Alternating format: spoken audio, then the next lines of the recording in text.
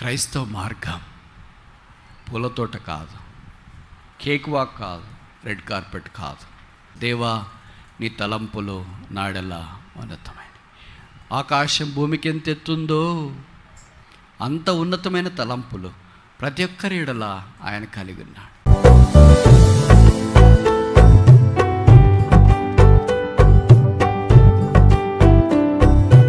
మొదటి కీర్తన గ్రంథానికి ఒక 6వ మడి ముందు మాట విషయ సూచిక తుల్లి పలుకులు. సాధారణంగా మనం ఏదైనా పుస్తకశాలకు బుక్ స్టాల్కి వెళితే ఒక పుస్తకం కొనుక్కోవాలనుకున్నప్పుడు ఆ పుస్తకాన్ని తీసుకుని అక్కడే నిలబడి అంతా చదవలేం కదా, లైబ్రరీకి వెళ్ళినా కనుక మొదట ఇండెక్స్ చూస్తాం, కంటెంట్ చూస్తాం. మొదటి తొలి పలుకుల్లో ఏముంది, విషయ సూచికల్లో ఏముంది చూసిన తర్వాత మనకు అవసరమైన మెటీరియల్ లోపల ఉందని అనుకుంటే మనం తీసుకుంటాం, మనకు అవసరం లేదని అనుకుంటే యూజువల్గా మనం స్కిప్ చేస్తాం. అలాగే కీర్తన గ్రంథానికి మొదటి కీర్తన అలాంటిది, కంటెంట్స్ ఉండేది, అబ్స్ట్రాక్ట్, సినాప్సిస్. పుస్తకం అంతా ఏం జ్ఞాపకం చేస్తుందో సంక్షిప్తంగా ఒకటో కీర్తనలో కీర్తనకారుడు గ్రంథస్థం చేయుట చాలా శ్లాఘనీయమైన సంగతి. ఇక్కడ ఇద్దరు వ్యక్తుల గురించి రాసినారు, ధన్యుడు లేదా భక్తుడు, భక్తిహీనుడు, నీతిమంతుడు, దుర్నీతిమంతుడు. ధన్యుడు శాపగ్రస్తుడు, సఫలమయ్యేవాడు, విఫలమయ్యేవాడు. ఇదే కీర్తన గ్రంథంలో మనకు తరచూ కనిపించే అంశం. అంటే బహుశా తప్పు కాదేమో. అతడు చేయనదంతయు సఫలమగును. ఏం చేస్తున్నాడు అతడు? ఎవరు అతడు? ఎక్కడి నుండి వచ్చాడు? సఫలం కావాలంటే ఏం చేయాలా? సాధారణంగా మనం చేసే ప్రయత్నాల్లో 100కి 10% సఫలమైనా పర్లేదని అనుకుంటాం. కానీ విషాదకరమైన సంగతి ఏంటంటే 100కి 100% విఫలమవుతుంటాయి సఫలానికి బదులుగా. అందుకే నిరుత్సాహంలో కృంగిపోతూ ఏం చేయాలో తోచక డసిపోయి సొమ్మసిల్లిపోయి నిర్ఘాంతపోయి నిశ్చల దశలో మనం చేరి వచ్చేది సాధారణమైన మన అనుభవం. అంటే బహుశా తప్పు కాదేమో. ఇది ఆయన వరమే, ఇది ఆయన కృపే, ఇది ఆయన భాగ్యమే, ఇది ఆయన ఆధిక్యతే, ఇది ఆయన మంచితనమే. అయితే అదే సందర్భంలోన దేవుడు మన పక్షాన్ని ఎలాంటి ఉద్దేశాలు కలిగి ఉన్నాడో ఎరుగుట చాలా ప్రాముఖ్యమైన సంగతి. ఈ 3వ వచనములో 5 విషయాలు ప్రస్తావించబడ్డాయి. 5 విషయాలు మీరు అనుమతిస్తే మీకు జ్ఞాపకం చేయటానికి నేను ప్రయత్నం చేస్తా. మొదట సఫలపరిచేవాడు ఎలాగున్నాడు, లేదా ఈ వచనం అంతా 5 భాగాల్లో మొదటి భాగం ఏంటంటే అతడు నీటి కాలువలు. ద పర్సన్, వ్యక్తి, అతడు కావచ్చు, ఆమె కావచ్చు. ఎవరు వాళ్ళు? సఫలమయ్యేవారు. ఎవరు వారు? ధన్యులైన వారు. ఎవరు వారు? ఆశీర్వదించబడేవారు. ఎవరు ధన్యులు, ఎవరు ఆశీర్వదించబడేవారు అని అంటే ఇదే కీర్తనలో మనం చూస్తాం. తన పాపములకు పరిహారం నొందినవాడు ధన్యుడు. కనుక పాపక్షమాపణ, రక్షణ, మారుమనస్సు అనేది ప్రాథమికమైనది. అతడు చేయనదంతా సఫలం కావాలంటే మొదట అతడు రక్షణ పొందాలా, పాపక్షమాపణ పొందాలా. అలా కాకుండా నువ్వు ఎన్ని ప్రయత్నాలు చేసినా సఫలం అవటానికి బదులుగా విఫలమ కావచ్చు. నేను ఈ మాట అంటే మీరు అనొచ్చు, మరి రక్షణ పొందిన వాళ్ళు చేసేవి కూడా చాలా విఫలమైపోతున్నాయి అని. ఆ తర్వాత మనం రావటానికి ప్రయత్నం చేస్తాం. రక్షణ పొందినంత మాత్రాన అన్నీ సఫలం కావాలని గ్యారంటీ లేదు. కొన్నిసార్లు ప్రభు మన జీవితాల్లో కొన్ని పరిస్థితులు అనుమతిస్తూ ఉంటాడు. Failure is one thing that builds our character. మన యొక్క జీవితాన్ని కట్టడానికి పతనం కూడా ఒక మంచి లక్షణంగా దేవుడు అనుమతిస్తాడు. అలాగని మనం పడిపోతూ ఉంటే దేవుడు కడతా ఉంటాడు అని అనుకోకూడదు. ప్రతి దానికి ఒక లిమిట్ ఉంటుంది కదా, దానికి కూడా ఒక లిమిట్ ఉంటుంది. కనుక ఇక్కడ మనం చూసినప్పుడు రక్షణ, పాపక్షమాపణ. యేసుక్రీస్తు ప్రభువారు మనల్ని ప్రేమించి మన కొరకు ఈ భూమి మీదకి మానవాకారాన్ని దిగివచ్చి పాపం లేనివాడిగా జన్మించి పాపం ఎరగని వాడిగా జీవించి పాపముగా చేపట్టడానికి శిలువ మీదకి వెళ్ళాడు. ఆయన బోధనలో పాపం లేదు, ఆయన ప్రవర్తనలో పాపం లేదు, ఆయన నడకలో పాపం లేదు, ఆయన ఆశ్చర్యకార్యాల్లో పాపం లేదు. ఆయన పాపం ఎరగని వాడు. 6000 సంవత్సరాల మానవ చరిత్రలో ఒకే ఒక్కడు పాపము తెలియనివాడు. 6000 సంవత్సరాల మానవ చరిత్రలో ఒకే ఒక్కడు పాపము చేయనివాడు. 6000 సంవత్సరాల మానవ చరిత్రలో పాపముగా చేయబట్టడానికి భూమి మీదకి దిగి వచ్చిన వాడు ఒకే ఒక్కడు. ఆయన పేరే యేసుక్రీస్తు ప్రభు.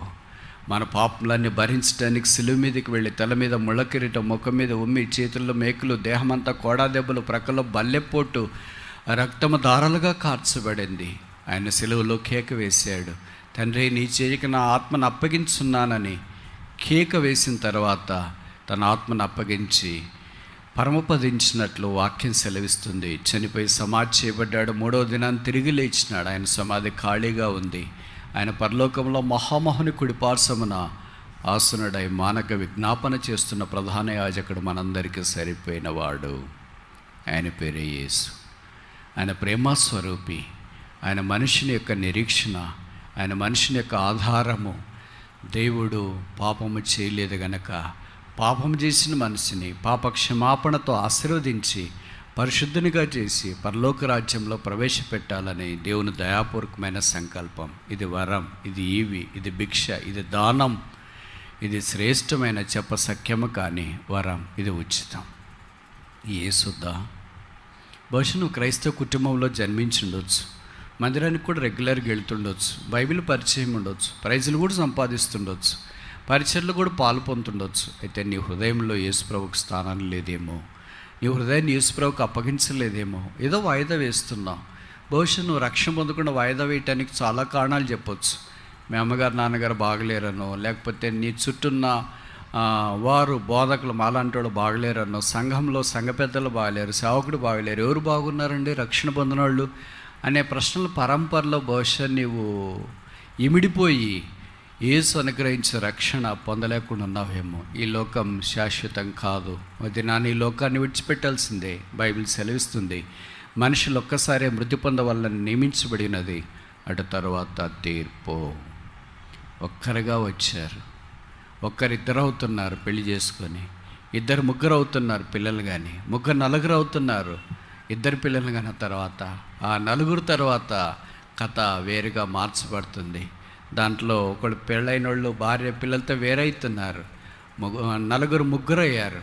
ఆ తర్వాత ఇంకోరు దూరం అయిపోయారు. అప్పుడు నలుగురు ఇద్దరు అయ్యారు. ఇప్పుడు ఇద్దరు ఒకళ్ళే అవుతారు. ఆ ఇద్దరు ఎవరో ఒకరు వెళితే ఇద్దరు ఒకేసారి వెళ్ళడం అనేది అసంభవం. ఒకళ్ళే వచ్చాము, ఒకళ్ళే ఈ లోకాన్ని వెళ్ళిపోవాలా. ఇదంతా జీవితంలో ఉన్న జీవిత చక్రంలోని భాగం. కానీ వెళ్ళిపోయేది ఎక్కడికి? భవిష్యత్తు ఎక్కడికి? అప్పుడు చూసుకుందాములే అని అనుకోవద్దు.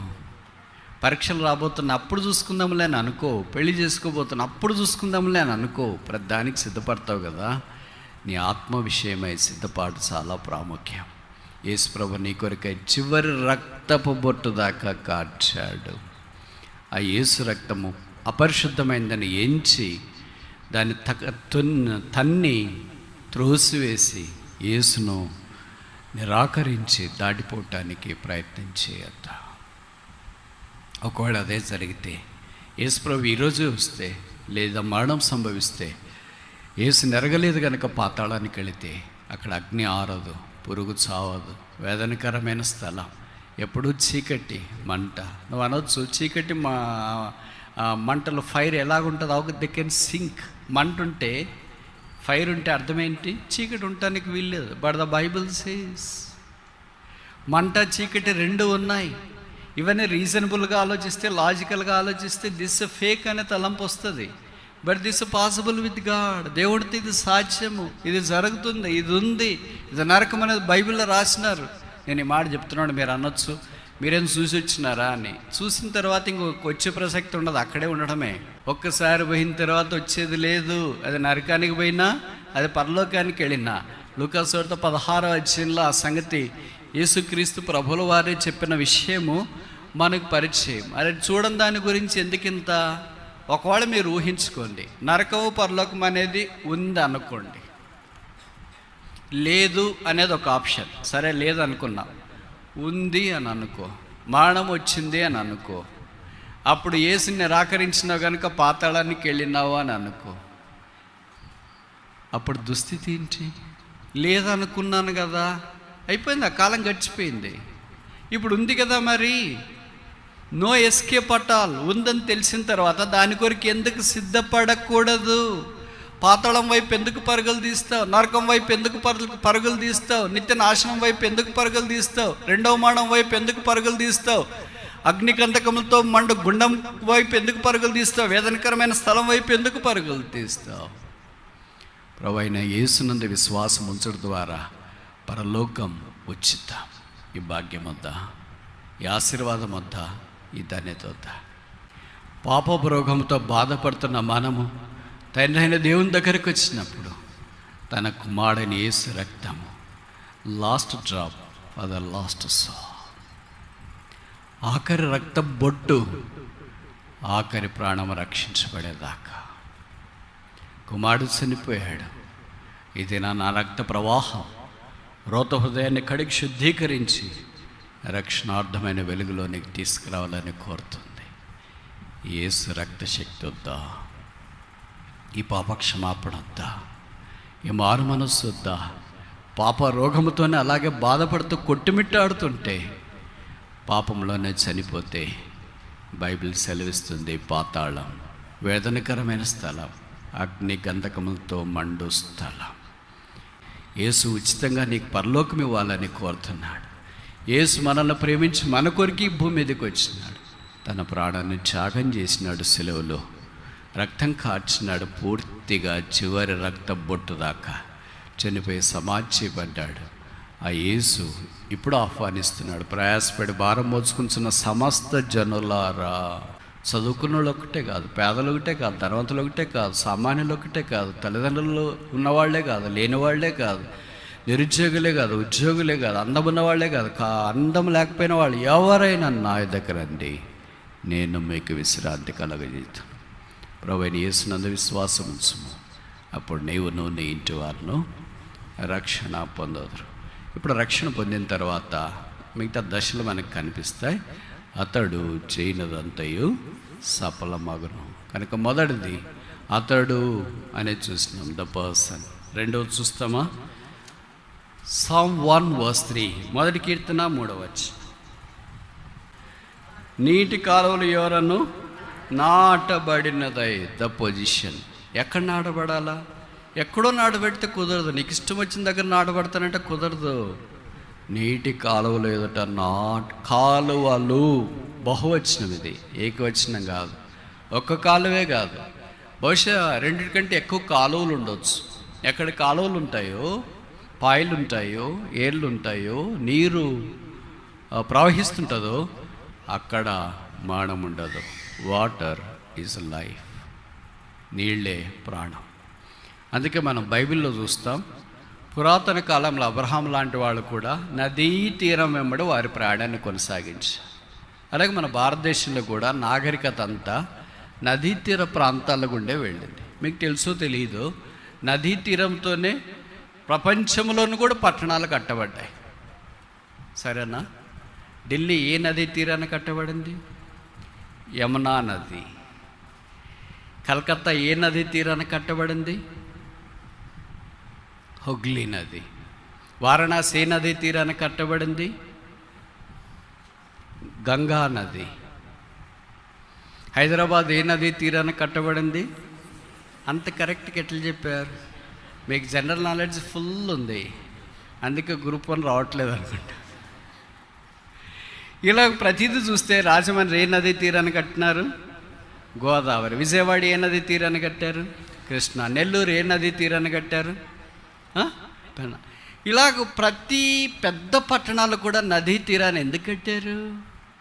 నదే ఆ ఊరికి ఆధారం, నీళ్ళే ఆధారం. అలాగే ఆ నీళ్ళే యేసుక్రీస్తు ప్రభువు. దాహము గలవార్లారా నీళ్ళ యొద్దకు రండి. ఆ నీళ్ళు యోహాను సువార్త 4వ అధ్యాయంలో యేసుప్రభు అన్నాడు, నేనిచ్చు నీళ్లు త్రాగువాడు మరెన్నడూ వానిలో ఊరేడి నీటి బుగ్గగా ఉండను. అందుకే కీర్తనలో రాయబడుతుంది, ఒక నది కలదు.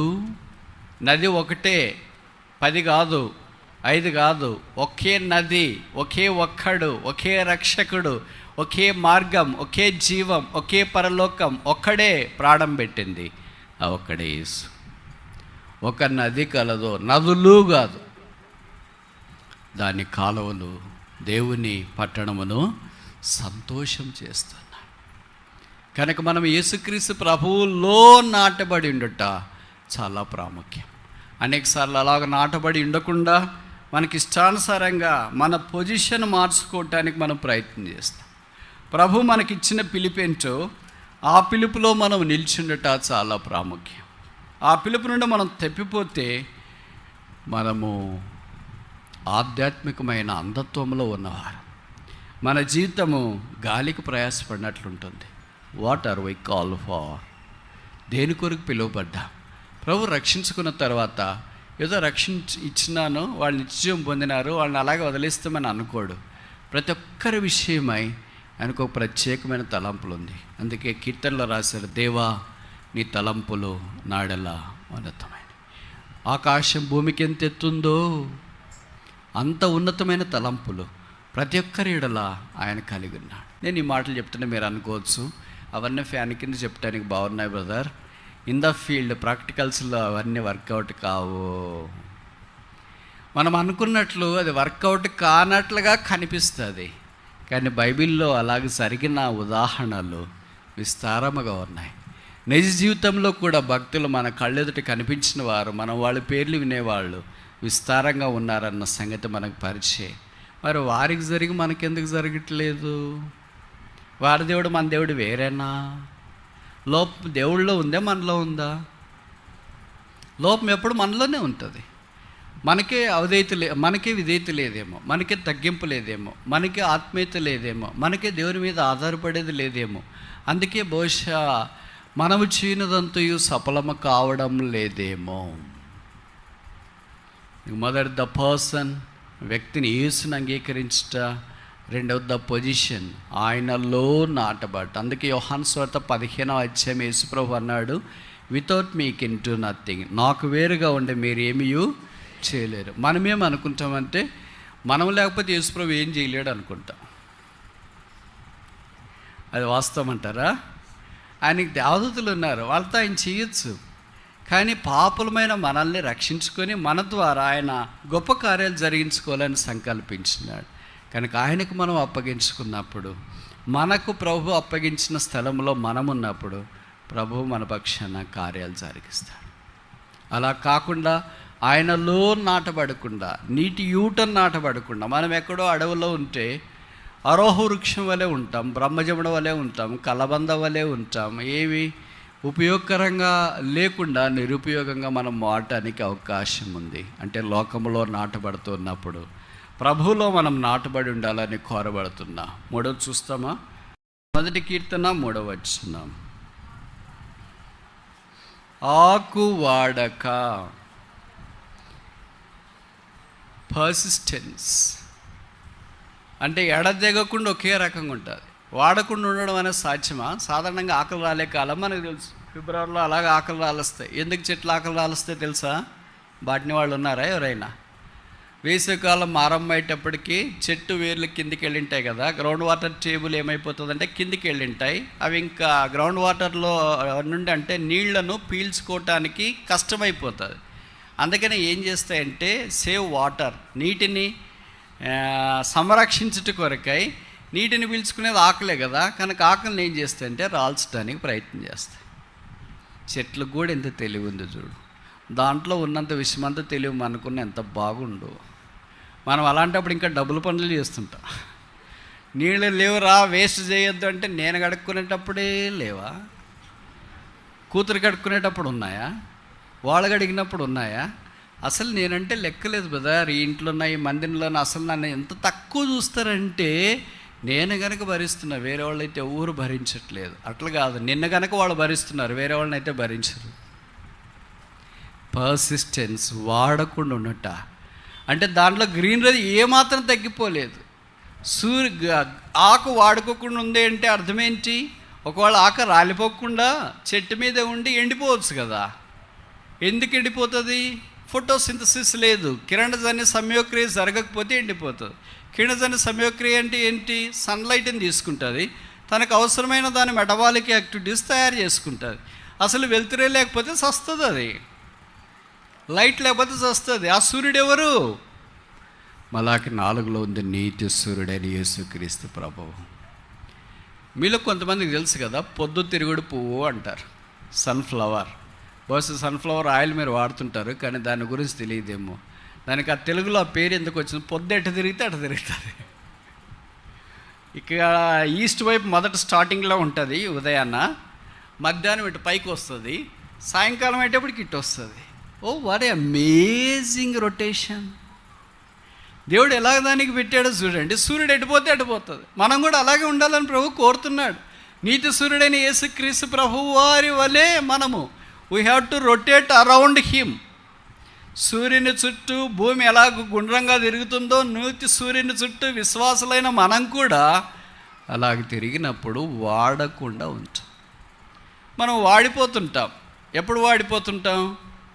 ఎప్పుడు పచ్చగా ఉంటాం? పరిస్థితులన్నీ అనుకూలంగా ఉన్నప్పుడు పచ్చగా ఉంటాం. మన ప్రార్థనలకు జవాబు వచ్చినప్పుడు పచ్చగా ఉంటాం. అద్భుతాలు ఆశ్చర్యకారాలు జరిగిన పచ్చగా ఉంటాం. పరీక్షల్లో ఫెయిల్ అయినప్పుడు ముఖం వాడిపోతుంది. ఉద్యోగం రానప్పుడు ముఖం వాడిపోతుంది. జీతం రానప్పుడు ముఖం వాడిపోతుంది. డిఎస్సి సెలెక్ట్ కానప్పుడు, పోలీసులో సెలెక్ట్ కానప్పుడు, ఇంక గ్రూప్స్ రానప్పుడు, పలానవై మనం అనుకునేది జరగనప్పుడు, పెళ్ళి జరగనప్పుడు, మనల్ని పట్టించుకున్నప్పుడు, ప్రభు ద్వారా మనం వాడబడాలని కోరుతున్నప్పుడు, మనకు ప్రతికూలమైన పరిస్థితులు ఎదురైనప్పుడు మనం ఏమవుతామంటే వాడిపోతాం. ఎంత వాడిపోతామంటే ఇది తోసి అంటే చెత్తగా తీసుకుని వెళ్ళి చెత్త డ్రై వేస్ట్ అని ఉంటుంది కదా, 3 వేస్ట్లు ఉంటాయి కదా, వెట్ డ్రై. సో అలాంటి దాంట్లో కూడా తరంగానంతగా మనం వాడిపోతాం. ప్రభు అలా కోరట్లేదు. ఎందుకు వాడిపోతుంది ఇది? సూర్యుని వైపు చూడట్లేదు. సూర్యుని వైపు చూస్తే వాడిపోదు. మనం కూడా అంతే కదా. ఇలాంటి మీటింగ్స్ వచ్చినప్పుడు, యూత్ క్యాంప్స్, స్పెషల్ మీటింగ్స్, విబిఎస్లు, క్రిస్మస్లు, గుడ్ ఫ్రైడేలు ఇవన్నీ వచ్చినప్పుడు ఎంత బాగుంటాం, కళకళలాడిపోతాం ఆత్మీయంగా. అవన్నీ పోయిన తర్వాత, వేసవికాలం వచ్చిపోయిన తర్వాత గాలికాలం వస్తుంది కదా, కొట్టుకుపోయేటట్లు అట్లా దశలోనికి వస్తాం. ఇవన్నీ జీవితంలో కలుగుతాయి. మరి తప్పించుకోలేము. జీవితం అయిన తర్వాత ఎలాగ తప్పించుకుంటాం, ఎలాగ పారిపోతాం? పేదరికం ఉండొచ్చు, రోగం ఉండొచ్చు, ఇబ్బందులు ఉండొచ్చు, కష్టాలు ఉండొచ్చు, నష్టాలు ఉండొచ్చు, మన ప్రార్థనకి జవాబు రాకుండా ఉండొచ్చు. ఎంతకాలం ప్రార్థన చేసినా ప్రార్థనకి జవాబు రాకుండా ఉండొచ్చు. వేరే వాళ్ళు ప్రార్థన చేయక మునిపే జవాబు వస్తుండొచ్చు. వాళ్ళు అనుకోవచ్చు దేవుడు మాకు సహాయం చేస్తాడు, మీకు సహాయం చేయట్లేదని. ఇవన్నీ మనం వాడిపోయేటట్లుగా చేస్తాం. వెనుక 3వది పర్సిస్టెన్స్, నిలకడ. మన యవనస్తులో ఉన్న లోపం ఏంటంటే నిలకడ ఉండదు. ఒకరోజు హిమాలయ పర్వతాల మీద ఉంటాం ఆత్మీయంగా, ఇంకొక రోజు గ్రాండ్ కానియన్లో ఉంటాం ఆత్మీయంగా. అంత పైనుండి ఇంత కిందికి పడేటానికన్నా టైం తీసుకోవాలి కదా. నువ్వు టైం తీసుకోకుండా ఎలాగ పడ్డావు అంటే లిఫ్ట్ బ్రదర్, లిఫ్ట్ పైకి పోతుంది కదంటే పైకి పోయింది, కరెంటు పోయింది, కిందకి వచ్చింది. ఎట్లా పడుతున్నామో, ఎట్లా లేస్తున్నామో మనకే ఆశ్చర్యం వేస్తుంది. ఇంత పడిపోయానా, ఇంత సరిపోయానా? పడిపోవటానికి కొన్ని ఒక లిమిట్ ఉండాలి కదా. గ్రౌండ్ ఫ్లోర్ అయితే పర్వాలేదు, బేస్మెంట్కి పోయి ఉంటే ఒకేసారి. కన్సిస్టెన్సీ లోపం. ప్రార్థన వాక్యం ఒక వారం చదివితే, ఒక వారం మీటింగ్స్కి వస్తే, ఒక వారం ఆత్మీయంగా ఉంటే, ఒక వారం పరిసరలో పాల్పొందితే, మిగతా 4 వారాల నెలల్లో డమ్మా. ఇంకెక్కడ చదువుతాం, ఎక్కడ ప్రార్థన చేస్తున్నాం, ఎక్కడ చేస్తే ఎంత చేసినా ఏం లాభం ఉంది? ఏం చేయని వాళ్ళు అందరూ చాలా బాగున్నారు. మా ఇంటి పక్కన మా మందిరంకి వస్తున్నారు, వాళ్ళు కూడా బాగున్నారు. వాళ్ళతోనే సేవకుడు, బోధకులు అందరూ బాగా మాట్లాడుతున్నారు, ప్రార్థన చేయిస్తున్నారు. మాతోనే ఎవరు మాట్లాడట్లేదు, పట్టించుకోవట్లేదు. మేమంతా అందరికీ చెడ్డ అయిపోయినాం. ఇంకేం ప్రార్థన చేసి ఏం లాభం? ఏం వాక్యం చదివి ఏం లాభం? అసలు మందిరికి పోయి ఏం లాభం? అప్పుడు సైతానుడు వచ్చి మన చెవిలో చెప్తాడు, అక్క చాలా మంచిది అక్క, నువ్వు మానేస్తావా? బ్రదర్ చాలా మంచిది, నువ్వు కూడా మానేస్తే మంచిది. అప్పుడు ఏమనుకుంటామంటే మానేస్తాం మనం. ఎవళ్ళే మన కరెక్ట్గా ఉన్నారా, పర్ఫెక్ట్గా ఉన్నారా? అందరు అట్లాంటి వాళ్ళే. సేవకుడు అట్లే, ఎల్డర్స్ అట్లే, విశ్వాసులు అట్లే, బోధకులు అట్లే, ఆదివారం వచ్చి వాక్యం చెప్పేవాళ్ళు అట్లే, అందరూ అట్లే, నేను కూడా అట్లే. అలాగ ఆత్మీయమైన జీవితంలో పడిపోవద్దు, అలసిపోవద్దు, డస్సిపోవద్దు, కృంగిపోవద్దు. ఎంతో ప్రయాణం చేయాలా. ఇప్పుడే ఆగిపోతే ఇంక సాగిపోయేది ఎప్పుడు? సాగిపోవాలని మనం వాక్యంలో కోరబడుతూ ఉన్నాం. 4వది చూస్తామా? కీర్తనలు 1 కీర్తన 3వ వచనం. ఆకు వాడక తన కాలమందు, ద పీరియడ్. ప్రతిదానికి ఒక కాలం ఉంటుంది. మీకు తెలిసిన కొన్ని కాలాలు చెప్పండి కీర్తనలు. ఎవరు మీకు అలాంటి కాలాలు లేవు కదా? లేవా? నేను చెప్తే మీరు అనుకుంటారు, అయ్యో మాకు ఇవే ఉన్నాయి. కష్టకాలము, ఆపద కాలము, యవ్వన కాలము, బాల్యకాలము, దుర్భర కాలము, అంత్యకాలము, యుద్ధకాలము, ఇవన్నీ కీర్తనలో ఉన్నాయి. ఎప్పుడు చదవలేదా మీరు? కాలములు సమయములు ఆయన ఆధీనమందు ఉన్నాయని అపోస్తల కార్యాలు 1వ అధ్యాయంలో చెప్పబడుతూ వచ్చింది. కనుక ఆయన ఆధీనములో ఈ time is in his hand. God can never be late even a single minute. God can never be in advance even a single minute. దేవుడు ఒక్క నిమిషం ముందు రాడు, ఒక్క నిమిషం ఆలస్యంగా రాడు. కరెక్ట్ సమయంలో మనకు అవసరమైంది కరెక్ట్గా ఇస్తాడు. మనమేమనుకుంటామంటే మన టైమింగ్స్ అంతా ముందు పెట్టుకొని ఉంటాం కదా. ఎందుకు ముందు పెట్టుకుని ఉంటారంటే ఇంట్లో ఏం బ్రదర్ టైము ముందు పెట్టినట్టు, టైము చాలా ఎక్కువైంది బ్రదర్, 9కి వస్తుంది. లేదన్న అది 15 నిమిషాలు ముందు పెట్టాను. ఎందుకు పెట్టారంటే పిల్లల్ని స్కూల్కి పంపించాలి కదా, వాళ్ళు లేరన్నా. అందుకే రెడీ చేయాలంటే ముందుంటే రే టైం అయింది అంటే వాడికి కూడా తెలుసు అది ముందు పెట్టినారని. తెలిసే కాదు, వాడే పెట్టింటాడు.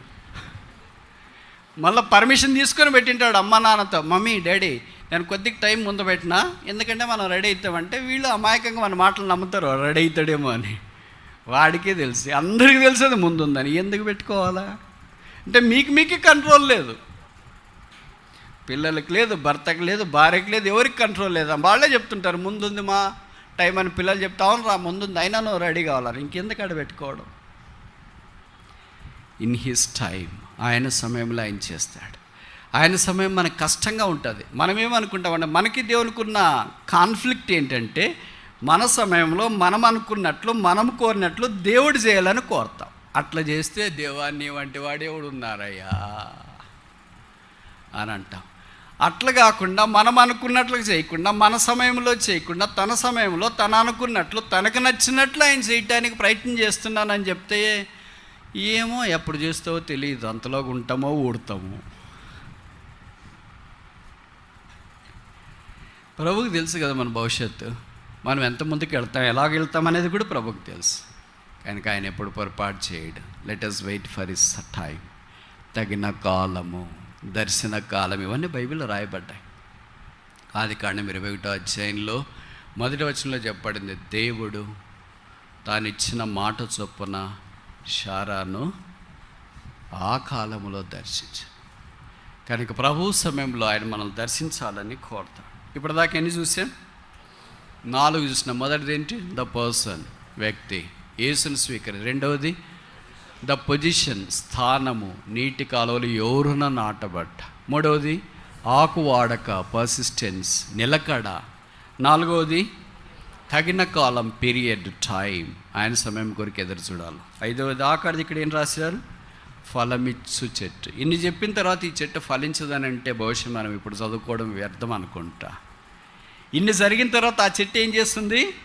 ఫలిస్తుంది. ప్రొడక్టివిటీ. ఆ చెట్టు యజమానుడు కోరినట్లు లేదా ప్రజలకు సంతోషం కొరకు ఫలం తీసుకొని వస్తుంది. యేసు ప్రభువు వారు భూమి మీద ఉన్న దినాల్లో మనకు తెలుసు కదా, ఒక మార్గం అంతా వెళ్తూ ఉంటే ఒక చెట్టును చూసినాడు, అంజూరపు చెట్టు. ఆకలి కొన్నాడు. ఆకలి తీరుతుందేమో అంజూరపు పండ్లు తిందామని దగ్గరికి వెళితే దాంట్లో అంజూరపు పండ్లు లేవు. ఆకలి మాత్రం చాలా లష్ గ్రీన్, సోబెంటిన్ గ్రీన్, ఎంతంటే ఆకుపచ్చగా ఉన్నాయి. ఎతికినా ఎక్కడ కనిపించలేదు. చాలాసార్లు విశ్వాసులమైన మనం అలాగే ఉంటాం. బయటికి మాత్రం అన్ని రంగురంగులుగా కనిపిస్తుంటాం ఆకలి వలె, ఫలాలు లేవు. ఏంటో ఫలం? బైబిల్లో చాలా ఉన్నాయి. దాంట్లో ఒకటి ఏంటంటే ఆత్మఫలం, ప్రేమ, సంతోషం, సమాధానం, తిరిగి, ఇవన్నీ గలతీ పత్రిక 5వ అధ్యాయంలో మనం చూస్తున్నాం. అప్పుడు అతడు చేయనదంతయు సఫలం.